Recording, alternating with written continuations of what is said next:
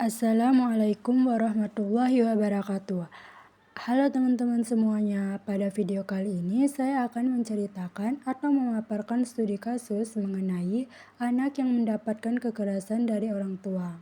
Sebelumnya, perkenalkan saya Sumiati Ayu Wandira Putri dengan NIM akhir 172 dari kelas 1D Psikologi. Yang pertama, kita harus mengetahui dulu apa itu kekerasan terhadap anak.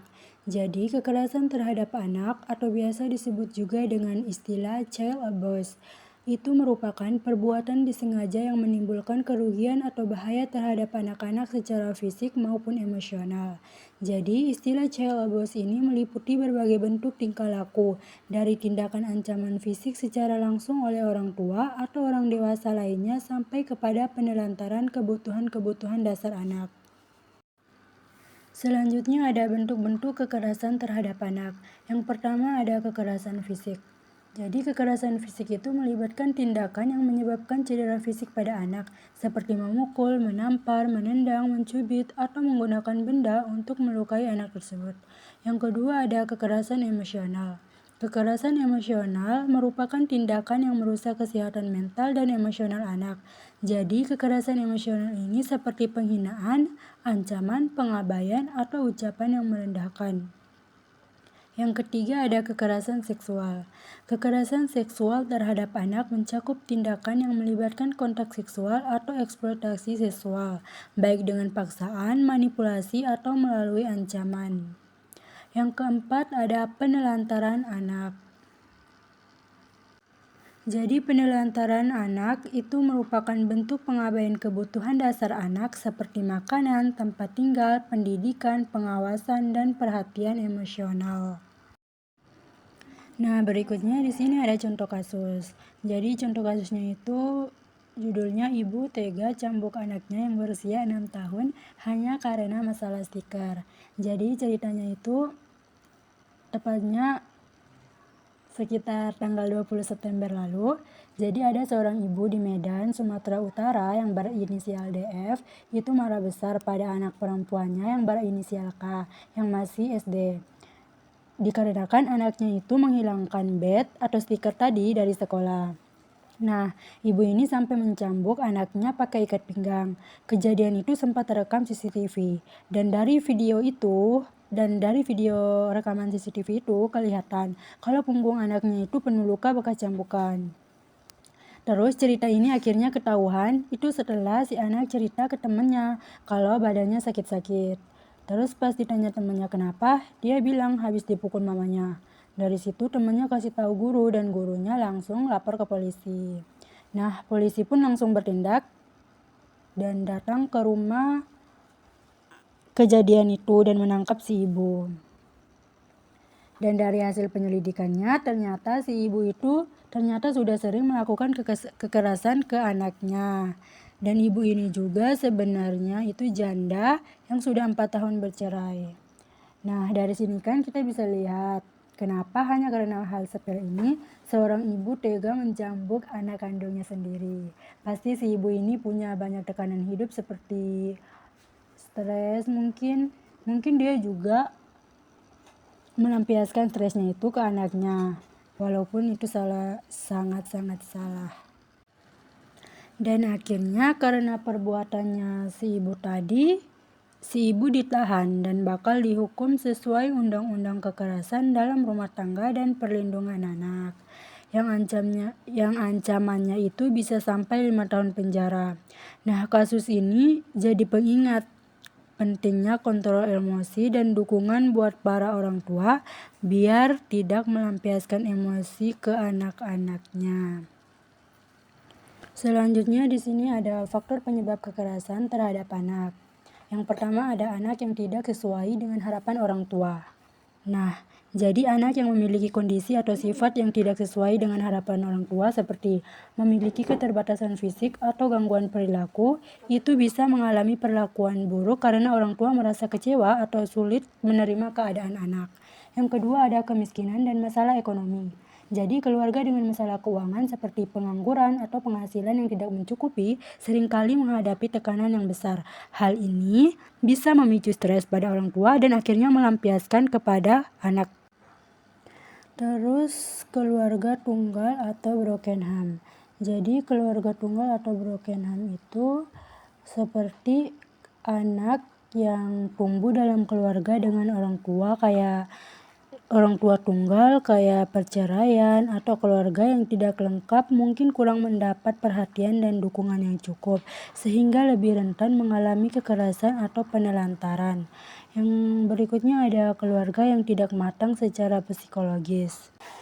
Jadi ini itu seperti orang tua yang belum siap secara emosional atau mental untuk membesarkan anak, seperti anak yang lahir di luar pernikahan atau yang tidak diinginkan bisa saja memperlakukan anak dengan buruk.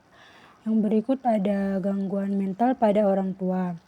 Jadi, orang tua yang mengalami gangguan mental atau penyakit serius mungkin kesulitan dalam merawat anak dengan baik.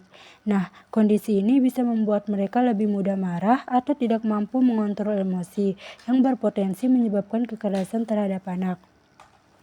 Kemudian, ada sejarah penelantaran anak. Jadi, ini seperti orang tua yang pernah mengalami kekerasan atau penelantaran semasa kecil cenderung mengulangi pola tersebut kepada anak-anaknya karena kurangnya contoh pengasuhan yang baik. Yang terakhir ada lingkungan sosial yang buruk. Jadi anak yang tinggal di lingkungan dengan kondisi sosial yang kurang baik seperti kawasan kumuh atau daerah yang minim fasilitas bermain, lebih rentan terhadap kekerasan. Kurangnya perhatian masyarakat dan pandangan rendah terhadap nilai anak juga meningkatkan risiko kekerasan terhadap anak. Selanjutnya ada dampak pada anak. Yang pertama ada kesulitan meregulasi emosi. Jadi kekerasan fisik atau emosional yang dialami anak mengajarkan mereka bahwa perasaan mereka tidak dihargai atau seringkali dipaksa untuk disembunyikan. Contohnya seperti kayak seorang anak yang sering dimarahi dan dipukul oleh orang tuanya mungkin akan menunjukkan ledakan emosi yang berlebihan ketika menghadapi masalah kecil seperti kehilangan pensil di sekolah atau salah menjawab pertanyaan. Kemudian ada perkembangan konsep diri yang kurang baik. Jadi anak yang mengalami kekerasan sering merasa tidak dicintai, tidak dihargai, atau bahkan merasa bersalah atas perlakuan tersebut. Contohnya seorang anak yang sering diperlakukan dengan kasar oleh orang tuanya mungkin merasa dirinya buruk atau tidak berguna. Dalam kehidupan sehari-hari dia mungkin merasa ragu untuk mencoba hal baru, merasa tidak pantas sukses, atau menarik diri dari pergaulan karena takut dikritik. Terus ada gangguan tidur. Jadi kekerasan yang dialami anak sering menyebabkan rasa cemas yang berkepanjangan yang mengganggu tidur mereka. Terus ada kepercayaan diri yang rendah. Contohnya itu seperti kayak seorang anak yang sering dipukul karena melakukan kesalahan mungkin merasa takut untuk mencoba hal baru di sekolah, seperti berani berbicara di depan kelas. Kemudian ada kesulitan belajar. Jadi stres yang disebabkan oleh kekerasan itu mengganggu kemampuan anak untuk fokus belajar. Terus kemudian ada agresif. Anak yang sering menjadi korban kekerasan fisik atau emosional bisa meniru perilaku agresif yang mereka lihat di rumah. Contohnya seperti anak yang sering dipukul oleh orang tuanya bisa menunjukkan perilaku agresif di sekolah seperti memukul atau mendorong teman-temannya jika mereka merasa terganggu. Dan terakhir ada masalah hubungan sosial. Jadi anak yang sering mendapatkan kekerasan pasti akan sulit beradaptasi dengan lingkungan sosialnya. Selanjutnya ada upaya dan penanganan. Yang pertama ada edukasi pengasuhan, yaitu dengan mengajarkan orang tua cara mendidik anak dengan penuh kasih dan tanpa kekerasan. Yang kedua ada kampanye kesadaran, yaitu dengan mengadakan kampanye yang membuat orang sadar tentang dampak buruk kekerasan terhadap anak dan pentingnya melindungi mereka. Yang ketiga ada layanan dukungan emosional. Jadi dengan layanan dukungan emosional, dengan menyediakan tempat di mana orang tua bisa mendapatkan dukungan emosional sehingga mereka tidak melampiaskan stres kepada anak. Kemudian ada konseling keluarga, menyediakan atau memberikan layanan konseling untuk membantu keluarga menyelesaikan masalah tanpa adanya kekerasan. Kemudian ada peran sekolah dan komunitas. Jadi dengan melibatkan sekolah dan komunitas untuk mendeteksi dan menangani kasus kekerasan dengan cepat. Kemudian ada dukungan ekonomi. dengan memberikan bantuan keuangan atau pelatihan kerja yang bisa mengurangi tekanan ekonomi yang sering memicu kekerasan dalam keluarga. Dan yang terakhir ada konseling dan terapi, yaitu dengan memberikan bantuan psikologis bagi anak yang menjadi korban agar mereka bisa pulih dari traumanya. Dan pembahasan yang terakhir di sini ada kesimpulan. Jadi, kesimpulan dari pembahasan kali ini adalah kekerasan terhadap anak mencakup tindakan yang merugikan fisik dan psikologis anak. Jadi, penyebabnya itu bisa dari karena faktor ekonomi, kesehatan mental, dan kurangnya pengetahuan dari orang tua. Dan dampaknya yang sangat buruk bagi perkembangan anak. Nah, upaya pencegahannya itu bisa meliputi edukasi dan dukungan, dan sementara penanganannya mencakup pelaporan dan perlindungan anak. Kedua hal ini penting untuk memastikan anak tumbuh dalam lingkungan yang aman. Terima kasih. Wassalamualaikum warahmatullahi wabarakatuh.